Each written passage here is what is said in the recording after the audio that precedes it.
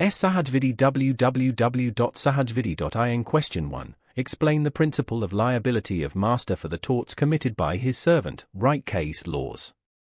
Model answer. The principle of liability of a master for the torts committed by his servant is known as vicarious liability. Vicarious liability is a legal doctrine where one person is held responsible for the wrongful acts of another, even though the first person did not directly commit the act. In the context of master-servant relationships, this doctrine is encapsulated by the maxim respondit superior, let the master answer, or qui facit per alium facit per se, he who acts through another acts himself. Rationale for vicarious liability. Several justifications underpin this principle. 1. Deep pocket theory. The master usually has greater financial resources to compensate the victim than the servant. 2. Control and benefit. The master has control over the servant's actions and benefits from the servant's work, so it is fair that they bear the risks associated with that work. 3. Deterrence. Holding masters liable encourages them to ensure their servants are properly trained and supervised, thereby preventing future torts.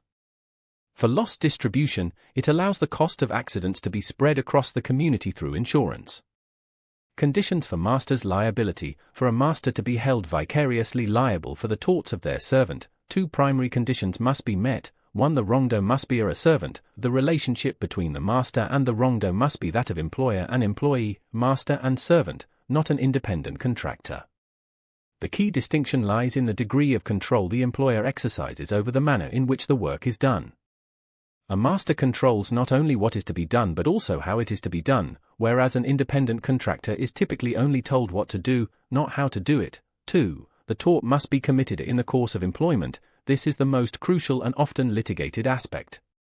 An act is considered to be in the course of employment if it is an authorized act, an act that the master expressly or impliedly authorized, and an authorized mode of doing an authorized act. Even if the servant performs an authorized act in an improper, negligent, or even prohibited manner, the master can still be liable.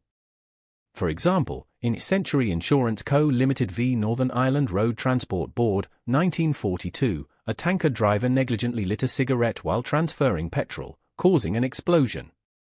The employer was held liable because lighting a cigarette, though unauthorized, was an unauthorized way of performing an authorized task, transferring petrol.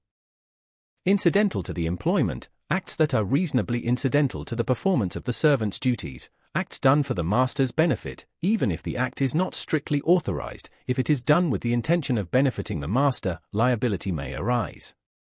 Distinction, frolic of his own. If a servant acts entirely outside the scope of their employment, on a frolic of his own, the master will not be liable. This means the servant has completely departed from their duties and is pursuing their own interests. For example, if a delivery driver deviates significantly from their route to visit a friend, the employer would likely not be liable for an accident during that deviation. Case laws. Lister v. Hesley Hall Limited, 2001. This House of Lords case significantly broadened the course of employment test, particularly in cases of intentional torts like sexual abuse.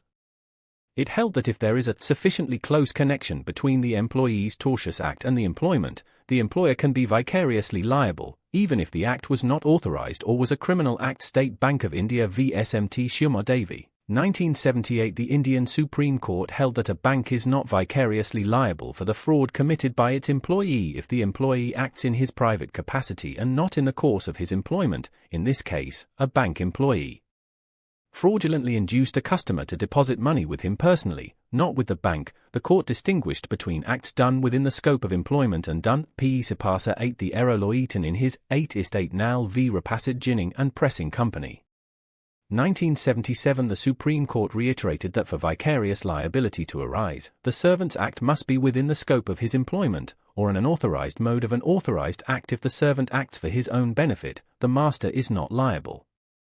In summary, vicarious liability holds the master responsible for the torts of their servant, provided the servant was acting within the course of their employment, reflecting a policy choice to ensure victims are compensated and to encourage responsible management. Please visit our website www.sahajvidhi.in for more content. Acts doing.